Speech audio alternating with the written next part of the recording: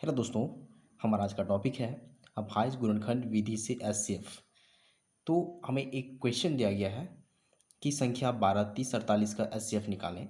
तो हम लोग अभाज्य गुणनखंड विधि से एचसीएफ कैसे निकालते हैं स्टेप बाय स्टेप समझेंगे। आप वीडियो में अंत तक बन रहिए ताकि आपको कोई भी कन्फ्यूजन ना बचे।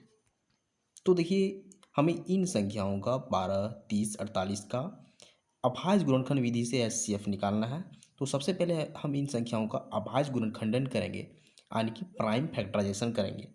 तो चलिए सबसे पहले 12 का प्राइम फैक्टराइजेशन करते हैं।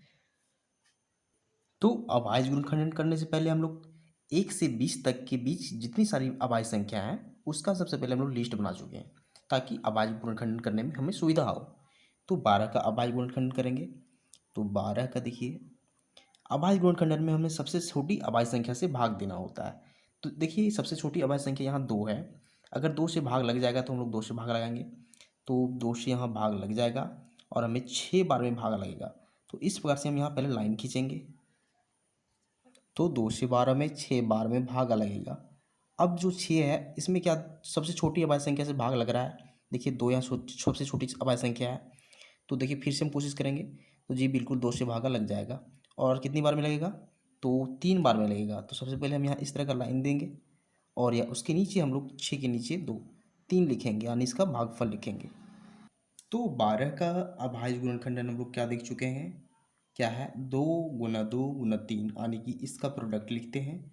तो लिखेंगे 2 गुना 2 गुना 3। ये हो गया 12 का अभाज्य गुणनखंडन। अब हम लोग 30 का अभाज्य गुणनखंडन करेंगे। तो देखिए, 30 का अभाज्य गुणनखंडन इस प्रकार से करेंगे। हमें सबसे पहले टारगेट होता है कि सबसे छोटी अभाज्य संख्या से भाग लग जाए। तो सबसे छोटी अभाज्य संख्या यहाँ 2 है। अगर 2 से भागा लग जाएगा, देखिए जी बिल्कुल 2 से 30 में भागा लग जाएगा। तो 2 से 30 में 15 बार में भागा जाएगा। इसे हम लोग यहाँ लिखेंगे। फिर 2 से 15 में भागा लगेगा, यानी सो चेक करना है। यानी कि इस अब 15 में सबसे छोटी अभाज्य संख्या से 2 से भागा यहाँ नहीं लग रहा है। तो इस स्थिति में हम 2 के बाद की जो अभाज्य संख्या है 3, उससे कोशिश करेंगे। तो 3 से 15 में भागा लग जाएगा। तो हम लोग 15 में 2 से ना लगाकर 3 से भागा लगाएंगे। तो इसका जो रिजल्ट आएगा सो हमें 5 आएगा। यानी कि इसके नीचे हम एक लाइन खींचेंगे, उसके बाद यहाँ 5 लिखेंगे। तो 30 का अभाज्य गुणनखंडन हम लोग कर चुके हैं। तो हम लोग लिखेंगे कि 30 बराबर 2 गुना 3 गुना 5, 2 गुना 3 गुना 5। तो हम लोग 30 का भी अभाज्य गुणनखंडन कर चुके हैं। अब हम लोग 48 का तो करेंगे। तो 48 को लिखेंगे पहले। अब देखिए, 48 में सबसे छोटी अभाज्य संख्या से भागा लग रहा है या नहीं। तो 2 से भागा लगाने की कोशिश करेंगे। तो 2 से 48 में भागा लग जाएगा। तो हम लोग 2 से भागा लगाएंगे। तो 2 से 48 में 24 बार में भागा लगेगा। अब देखिए, हमें इस 24 में सबसे छोटी अभाज्य संख्या से भागा लगेगा नहीं। तो जी बिल्कुल 2 से भागा इसमें भी लग जाएगा। तो यहाँ भी 2 से भागा लगाएंगे और एक लाइन खींचेंगे इस तरह से। और इसके नीचे हम लोग 12 लिखेंगे, क्योंकि 12 बार में भागा लग रहा है। अब फिर से इस 12 में चेक करेंगे कि इस 12 में 2 से भागा लग रहा है या नहीं। तो जी बिल्कुल इसमें भी 2 से ही भागा लग रहा है। तो 2 से 12 में भागा लग रहा है। अब हम लोग यहाँ एक लाइन खींचेंगे और भागा कितनी बार में लग रहा है? तो 6 बार में लग रहा है। तो 6 लिखेंगे। अब इस 6 में भी 2 से भागा लगाएंगे। तो 2 से भागा लग जाएगा, यानी यहाँ पे रिजल्ट हमें जो मिलेगा सो देखिए, इसके नीचे 3 बार में भाग लग रहा है। तो 3 रिजल्ट लिखेंगे। अब देखिए, लास्ट में हमें एक अभाज्य संख्या मिल चुकी है। इसका मतलब है कि 48 का भी अभाज्य गुणनखंडन हो चुका है।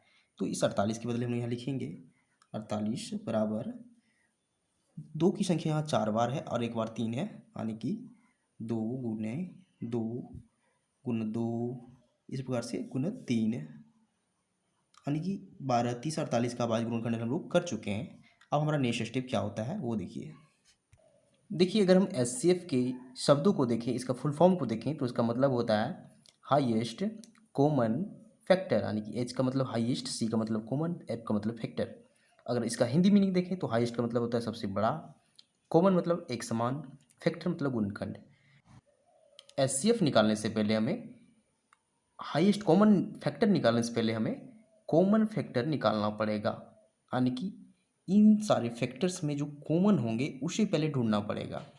यानी कि देखिए यहाँ 12 के जो फैक्टर्स हैं सो 2 2 3 हैं, 30 के फैक्टर्स 2 3 5 हैं, 48 के इसी प्रकार 2 2 2 2 और 3 है। तो इन तीनों लिस्ट में से जो सब तीनों कॉमन फैक्टर हैं, तीनों में से जो एक समान कॉमन फैक्टर होंगे वो कॉमन फैक्टर कहलाएंगे। तो हम लोग वैसे फैक्टर ढूंढेंगे जो तीनों में हो। सबसे पहले 2 की बात की जाए, देखिए 2 यहाँ भी है, यहाँ भी है और यहाँ भी है, तो ये तीनों में है यानी कि तीनों का कॉमन फैक्टर है। तो इस प्रकार हम लोग दर्शाएंगे, यहाँ भी है और इस प्रकार 2 यहाँ भी है और ये 2 यहाँ भी है, यानी कि ये 2 है सो तीनों का कॉमन फैक्टर है। अगला कॉमन फैक्टर हम ढूंढेंगे जो तीनों में अवेलेबल हो। तो देखिए 2 की बात की जाए तो 2 यहाँ अब इस संख्या में नहीं है, सिर्फ यहाँ है, यानी कि इसमें छूट रहा है तो 2 यहाँ कॉमन फैक्टर नहीं बनेगा। 3 की बात की जाए तो 3 यहाँ भी है और यहाँ भी है और यहाँ भी है, यानी कि 3 इसका अगला कॉमन फैक्टर है। तो इसी प्रकार इसका इंडिकेशन देंगे, यानी कि यहाँ 3 इन तीनों का कॉमन फैक्टर है। तो कॉमन फैक्टर यानी कि CF की बात की जाए तो कौन कौन सी संख्या है, पहली संख्या 2 है और फिर 3 है। तो कॉमन फैक्टर हमें 2 और 3 मिल चुके हैं। लेकिन अगर हम HCF की बात करें, हाईएस्ट कॉमन फैक्टर, तो क्या करेंगे, इन दोनों कॉमन फैक्टर को आपस में गुना करेंगे, यानी कि 2 गुना 3 करेंगे, 2 इंटू 3, तो इसका जो रिजल्ट आएगा सो 6 आएगा। और यही हमारा HCF होता है, यानी कि 6 यहाँ इन तीनों संख्याओं का HCF है। तो बहुत आसान तरीके से हम लोग HCF अभाज्य गुणनखंड विधि से निकाल सकते हैं। तो ये होता है प्रोसेस, यानी कि इसी मेथड से हम लोग अभाज्य गुणनखंड विधि से HCF निकालते हैं। आपको सबसे पहले क्या करना होता है, जितनी संख्या का HCF निकालना है उसका सबसे पहले अभाज्य गुणनखंडन करना है। उसके बाद उसमें से CF यानी कि कॉमन फैक्टर ढूंढना है। जैसे कि हम लोग 2 और 3 को कॉमन फैक्टर यहाँ ढूंढ चुके हैं और इस CF की सहायता से HCF निकालेंगे, यानी कि CF को आपस में गुना करेंगे तो हमें उसका रिजल्ट HCF मिल जाएगा। तो अगर आपको वीडियो पसंद आता है, वीडियो से आप कुछ सीख पा रहे हैं, तो वीडियो को लाइक कीजिए एंड चैनल को सब्सक्राइब जरूर कीजिए, क्योंकि आपके सपोर्ट से ही हमें मोटिवेशन मिलता है। Thank you.